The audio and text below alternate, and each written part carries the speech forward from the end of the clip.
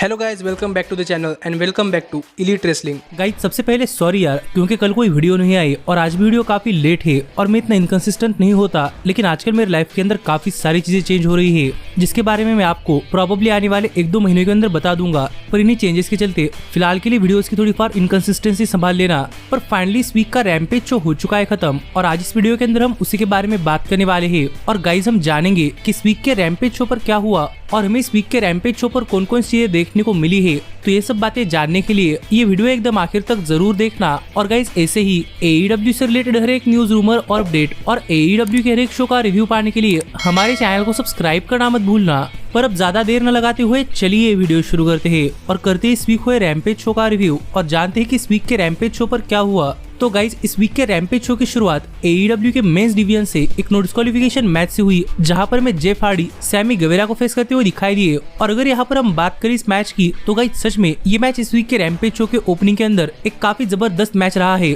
जहाँ पर इस मैच की शुरुआत से ही हमें इस मैच के अंदर जेफ हार्डी का बदला हुआ एटीट्यूड दिखाई दिया कि जेफ हार्डी ने सैमी गवेरा पर सीधा स्लैप कर इस मैच की स्टार्टिंग की। और इसके बाद जेफ हार्डी यहाँ पर सैमी गवेरा पर एक के बाद एक काफी तगड़े मूव्स लगा रहे थे, जहाँ पर एक टाइम के लिए जेफ हार्डी ने रिंग के नीचे से एक लैडर भी लाई और जब ये दोनों लैडर के ऊपर जाकर फाइट कर रहे थे तो यहाँ पर जेफ हार्डी ने सैमी गवेरा पर लैडर के ऊपर से कटर लगा दिया, जो देखा जाए तो इस मैच की काफी बढ़िया मोमेंट थी। और यहीं पर हम देख पा रहे थे कि जेफ हार्डी इतने में रुकने वालों में से नहीं थे और यहाँ पर जेफ हार्डी ने रिंग के बाहर एक टेबल सेटअप कर दिया और सैमी गवेरा को उस टेबल के ऊपर लेटाकर जेफ हार्डी सैमी गवेरा पर लैडर के ऊपर से डाइव करने के लिए गए, पर सैमी गवेरा ने जेफ हार्डी को रोक लिया और रिंग के अंदर ले जाकर सैमी गवेरा ने जेफ हार्डी के सिर के अंदर एक स्टील चेयर फंसाई और वैसे में जेफ हार्डी पर एक कटर लगा दिया, जो इस मैच की काफी बढ़िया मोमेंट रही। और आखिरकार फिर एक बार जेफ हार्डी को टेबल के ऊपर लेटाकर सैमी गवेरा ने इस मैच के अंदर जेफ हार्डी पर ही लैडर के ऊपर से एक स्वॉन्टन बॉम्ब लगा दिया, जो कि इस मैच की काफी शानदार मूव रही। और ये दोनों यहाँ पर टेबल के थ्रू गए थे, लेकिन जैसे ही जेफ हार्डी रिंग के अंदर गए वैसे सैमी जेफ हार्डी पर एक शूटिंग स्टार प्रेस लगाने के लिए गए, जहाँ पर जेफ हार्डी ने अपने पैर ऊपर कर लिए और वो यहाँ पर सैमी गवेरा पर ट्विस्ट ऑफ फेट के लिए जा रहे थे, पर सैमी ने इसे रिवर्स कर जेफ हार्डी पर अपना फिनिशर लगा दिया और उन्हें पिन कर सैमी गवेरा ने ये मैच जीत लिया है। जो देखा जाए तो गाइस जेफ हार्डी के लिए फिर एक बार एक काफी बुरा साइन है कि जेफ हार्डी ये मैच हार गए हैं। पर हम यहाँ पर देख भी पा रहे थे कि यहाँ पर मैट पर जेफ हार्डी का खून पड़ा हुआ था, लगता है कि शायद जेफ हार्डी इस मैच के अंदर इंजर्ड हो चुके हैं। पर यहाँ पर सैमी गवेरा के लिए विक्ट्री काफी बड़ी विक्ट्री थी। पर सैमी गवेरा के मैच जीतते ही हमने देखा कि पीछे से पावर ऑफ सॉप्स आ गए और उन्होंने सैमी गवेरा पर एक काफी खतरनाक स्पाइन बस्टर लगा दिया और अपना फिनिशर वर्ल्ड स्ट्रॉन्गेस्ट स्लैम भी लगा दिया। तो देखना पड़ेगा कि आगे चलते हुए सैमी गवेरा और पावर ऑफ सॉप्स के बीच में क्या क्या होता है। लेकिन इसके बाद हमें शो पर रेने पिकेट बैकस्टेज में ब्रायन केज का इंटरव्यू लेते हुए दिखाई दी और यहाँ पर बात करते हुए ब्रायन केज ने कहा कि अब चूहे बिल्ली का खेल काफी हो चुका है और ब्रायन केज को हुक एक मैच के अंदर चाहिए, जो बात यहाँ पर ब्रायन केज ने कही। और Brian Cage match next week demand कर रहे हैं, तो देखना पड़ेगा कि हमें नेक्स्ट वीक ब्रायन केज और हुक किस तरीके से प्रोबेबली एक मैच के अंदर देखने को मिलते हैं। लेकिन इसके बाद हमें शो पर प्राइवेट पार्टी का भी एक बैकस्टेज सेगमेंट देखने को मिला, जहाँ पर प्राइवेट पार्टी ने 2024 के लिए अपना गोल रिवील किया। और यहाँ पर बात करते हुए प्राइवेट पार्टी ने कहा कि 2024 के लिए प्राइवेट पार्टी का गोल ये रहने वाला है कि वो टैग टीम चैंपियंस बनना चाहते हैं। तो देखना पड़ेगा कि क्या 2024 के अंदर प्राइवेट पार्टी अपना गोल अचीव कर पाते हैं या नहीं। लेकिन इसके बाद हमें शो पर ब्लैकपुल कॉम्बैट क्लब का भी एक बैकस्टेज सेगमेंट देखने को मिला, जहां पर बात करते हुए जॉन मॉक्सली ने कहा कि FTR कहती है कि FTR टैग टीम डिवीजन के टॉप पर है और देखा जाए तो सच भी है। पर जॉन मॉक्सली और क्लूडियो भी ये भी काफी तगड़ी टैग टीम है और इन्हें FTR की तरह लोगों को दिखाना नहीं पड़ता कि वो 7 स्टार ब्लैकपुल कॉम्बैट क्लब है। ये सब चीजें FTR करती है, लेकिन ब्लैकपुल कॉम्बैट क्लब भी एक काफी बढ़िया टैग टीम है। ये ब्लैकपुल कॉम्बैट क्लब FTR को दिखा देंगे, क्योंकि जॉन मॉक्सली को पता चलता है कि क्लूडियो क्या सोचते हैं और क्लूडियो को पता चलता है कि जॉन मॉक्सली क्या सोचते हैं। और ऐसा कहते हुए यहाँ पर एक काफी फनी इंसिडेंट हुआ, क्योंकि जॉन मॉक्सली ने क्लूडियो को गेस करने के लिए कहा कि जॉन मॉक्सली के सिर के अंदर क्या चल रहा है। और यहाँ पर बात करते हुए क्लूडियो ने कहा कि जॉन मॉक्सली की वाइफ, जिस पर जॉन मॉक्सली का रिएक्शन तो काफी प्राइसलेस था। पर क्लूडियो ने यह भी कहा कि इसके साथ ही मॉक्सली के माइंड के अंदर ये भी चल रहा है कि उन्हें टैग टीम डिवीजन के टॉप पर पहुंचना है। और ऐसा कहकर क्लूडियो ने BCC की तरफ से FTR को एक टैग टीम मैच के लिए चैलेंज कर दिया है। तो देखना पड़ेगा कि आगे चलते हुए क्या होता है। लेकिन इसके बाद में शो पर रेने पिकेट फिर एक बार बैकस्टेज में रूबी सोहो का इंटरव्यू लेती हुई दिखाई दी और यहाँ पर रेने पिकेट रूबी सोहो से कुछ सवाल पूछ ही रही थी। कितने में यहाँ पर सरया और हार्ली कैमरन आ गए और रूबी सोहो से बात करते हुए सरया ने कहा कि सरया फाइनली रूबी सोहो को लास्ट वीक के लिए माफ करने के लिए तैयार है। पर यहीं पर बात करते हुए सरया ने कहा कि सरया को पता चल चुका है कि सरया के लाइफ के अंदर आज तक जो सब चीजें हुई है वो सब चीज सरया की वजह से हुई है और रूबी सोहो इसके लिए सरया को माफ नहीं कर सकती, क्योंकि रूबी सोहो भी एक ग्रोन वुमन है और वो अपने डिसीजंस खुद ले सकती है। जो कहकर रूबी सोहो यहाँ चली गई। पर इस पर बात करते हुए हार्ली कैमरन ने कहा कहा कि उन्हें पता चल चुका है कि उन्हें क्या करना है, और एक कहकर हार्ली कैमरन यहाँ पर अपना चाकू निकाल रही थी, लेकिन वो एक स्पून था, जो एक काफी अच्छी चीज रही, क्योंकि अगर यहाँ पर चाकू होता तो हार्ली कैमरन यहाँ पर जो चीजें की है उससे सराया को काफी दर्द होता। पर इसके बाद ये दोनों भी हाथ चली गई। पर इसके बाद में शो पर डस्टन रोड्स और वॉन एरिकिन फैमिली एक 6 मैन टैग टीम मैच के अंदर कुछ लोकल स्टार्स को फेस करते हुए दिखाई दिए। और गाइस यहाँ पर एक स्टैट काफी खतरनाक है, क्योंकि इस मैच के अंदर रोड्स फैमिली और वॉन एरिक फैमिली ये काफी सालों बाद टैग टीम के अंदर काम कर रही थी,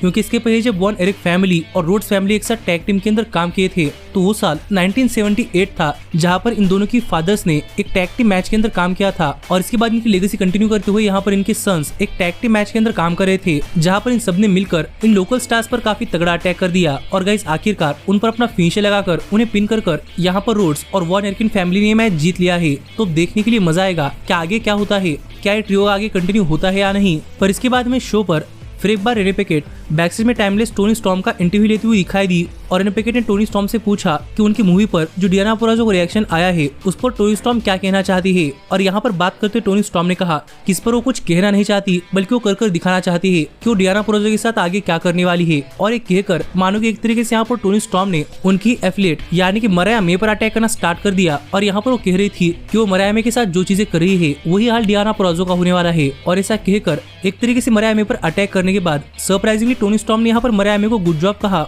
और ये देखकर मरिया मे काफी खुश हो रही थी, जो देखकर आप समझ सकते हैं कि फैंडम कितना क्रेजी हो सकता है। और ऐसा कहकर टोनी स्टॉर्म तो यहाँ चली गई, लेकिन इसके बाद मरिया मे भी यहाँ चली गई। तो देखने के लिए मजा आएगा कि आगे इनकी स्टोरी के अंदर क्या होता है। लेकिन इसके बाद में शो पर स्टिंग और डार्बी एलिन के लिए भी एक हाइप वीडियो देखने को मिला। तो देखने के लिए मजा आएगा कि आगे जब रेवोल्यूशन पे पर ये मैच होता है तो ये मैच इतना जबरदस्त होता है। पर इसके बाद हमें रेने पैकेट के क्वीन अमेरिटा के साथ के इंटरव्यू की कुछ ग्लिम्स दिखाए गए, जहाँ पर हमने देखा कि क्वीन अमेरिटा ने अपने इस इंटरव्यू के अंदर बात करते हुए अपने बारे में काफी सारी चीजें रिवील की थी। जहाँ पर क्वीन अमेरिटा की बैक स्टोरी भी काफी सैड है कि क्वीन अमेरिटा उनके फैमिली में से पहली अफ्रीकन अमेरिकन रेसलर है जो कि रेसलिंग इंडस्ट्री के अंदर उतरी है, जिस चीज से उनकी फैमिली को काफी प्राउड थी। लेकिन यहाँ पर अमेरिटा ने बताया कि जैसे ही वो इस बिजनेस के अंदर आए वैसे ही 2 हफ्तों के अंदर उनके फादर की डेथ हो चुकी थी। और अमेरिटा को इससे रिकवर करने के लिए काफी टाइम लगा, पर वो काफी स्ट्रॉन्ग और काफी तगड़ी तरीके से कमबैक कर रही है। जो क्वीन अमेरिटा की स्टोरी तो मुझे काफी हार्ट टचिंग लगी है और देखने के लिए मजा आने वाला था कि वो आगे शो पर क्या करती है, क्योंकि आगे शो पर क्वीन अमेरिटा का एना जे के खिलाफ एक 1-on-1 मैच हो रहा था। और गाइज आज तक क्वीन अमेरिटा अपने मैच हारी थी, और जैसे ही मैच शुरू हुआ वैसे हमने इस मैच के अंदर एना जे और क्वीन अमेरिटा दोनों की तरफ से कुछ शानदार मूव्स देखे। और गाइज इन दोनों यंग स्टार्स ने इस मैच के अंदर दिखा दिया है कि AEW के विमेंस डिवीजन का फ्यूचर भी काफी ब्राइट है, और यहाँ पर AEW विमेंस भी काफी बढ़िया मैचेस डिलीवर कर सकती है, क्योंकि ये मैच एक काफी शानदार मैच रहा है। और हमें इस मैच के अंदर इन दोनों की तरफ से काफी जबरदस्त एक्शन देखने को मिला। लेकिन यहाँ पर मेन क्वेश्चन ये था कि क्या क्वीन अमेरिटा ये मैच जीत पाएंगे या नहीं, क्योंकि वो आज तक AEW के अंदर अपना हर एक मैच हारती हुई आ रही थी। पर गाइस फॉर अ सरप्राइज इस मैच के अंदर क्वीन अमेरिटा ने एना जे पर आउट ऑफ नोवेयर अपना फिनिशर हेडबट लगा दिया और एना जे को नॉकआउट कर यहाँ पर क्वीन अमेरिटा ने उन्हें पिन कर ये मैच जीत लिया है। और ये देखकर क्राउड के अंदर आए हुए उनकी फैमिली भी काफी प्राउड थी। पर इसके बाद सरप्राइजिंगली एना जे ने भी क्वीन अमेरिटा को हक कर उन्हें सपोर्ट दिखाया। तो देखना पड़ेगा कि आगे चलते हुए क्वीन अमेरिटा के साथ क्या क्या होता है, क्योंकि उनका फ्यूचर काफी ब्राइट दिखाई दे रहा है। पर इसके बाद हमने शो पर देखा कि रेने पैकेट बैकस्टेज में विलो नाइटिंगेल और क्रिस स्टैटलैंडर का इंटरव्यू ले रही थी। और यहाँ पर बात करते हुए विलो नाइटिंगेल ने स्टोकली हैथवे से पूछा कि वो क्या था कि लास्ट नाइट स्टोकली हैथवे ने उनके मैच के अंदर इंटरफेयर क्यों किया, क्योंकि विलो नाइटिंगेल तो अपना मैच इंटरफेरेंस के सहारे नहीं जीतना चाहती थी। जिस पर बात करते हुए सरप्राइजिंगली क्रिस स्टैटलैंडर ने यहाँ पर स्टोकली हैथवे को डिफेंड किया और कहा कि क्रिस स्टैटलैंडर ने ही स्टोकली हैथवे को विलो नाइटिंगेल की मदद करने के लिए कहा था। लेकिन क्रिस स्टैटलैंडर को ये नहीं पता था कि स्टोकली हैथवे उस मैच के अंदर इंटरफेयर कर देंगे, जो कहकर सरप्राइजिंगली यहाँ पर क्रिस स्टैटलैंडर ने स्टोकली हैथवे को विलो नाइटिंगेल से माफी मांगने के लिए कहा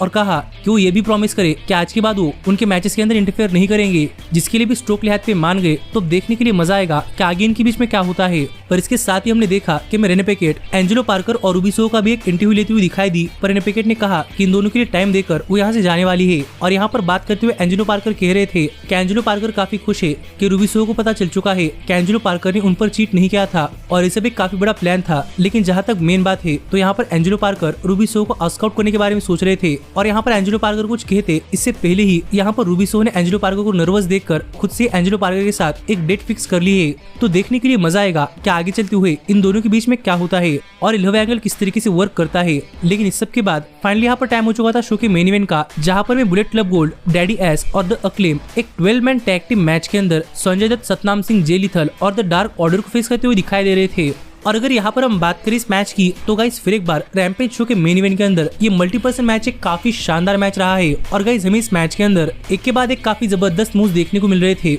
और इस मैच के अंदर इतना तगड़ा एक्शन था कि मुझे लग रहा था कि प्रोबेबली इस मैच के अंदर एक्शन को कंट्रोल करने के लिए दो रेफरीज होने चाहिए थे, क्योंकि सच में ये मैच रैम्पेज शो के मेन इवेंट के अंदर काफी शानदार मैच रहा है जहां पर हर एक स्टार ने अपना रोल काफी बखूबी तरीके से निभाया है। लेकिन जहां तक बात इस मैच की विनर की तो गाइस हमने देखा कि इस मैच के आखिरी मोमेंट्स पर यहाँ पर डार्क ऑर्डर ने सरप्राइजिंगली डैडी एस को ही जे व्हाइट के ऊपर फेंक दिया और इस चीज का फायदा उठाकर यहाँ पर डार्क ऑर्डर अपने फैमिली के लिए मैच जीतना चाहती थी, लेकिन यहाँ पर बिली गन ने अपने बेटों के साथ मिलकर उन पर अपना फिनिशर लगा दिया और उन्हें पिन कर बिली गन ने अपने टीम के लिए तो ये मैच जीत लिया, जिससे कि मानो कि यहाँ पर बिली गन ने एक्सीडेंटली जे व्हाइट पर अटैक कर दिया था, लेकिन उनकी टीम के साथ ही मिलकर यहाँ पर बिली गन ने मैच जीता है, जो देखा जाए तो उनके लिए काफी बढ़िया विक्ट्री थी। लेकिन मुझे कहीं ना कहीं लग रहा था कि प्रोबेबली इस जीत से जे व्हाइट उतने इंप्रेस नहीं थे, लेकिन ऐसे इस वीक का रैम्पेज शो ऑफ एयर गया, जो शो मुझे तो काफी पसंद आया है और आप मुझे कमेंट कर बताइए कि आपका इस शो पर क्या कहना है। पर गाइस जाते जाते मैं आपको फिर एक बार मर्सिडीज मोनो से रिलेटेड एक काफी इंप्रेसिव स्टैट बताना चाहूंगा, क्योंकि आपको तो पता ही होगा कि हाल ही में AEW ने अपना एक काफी बड़ा शो अनाउंस कर दिया है जिसका के नाम होने वाला है द बिग बिजनेस।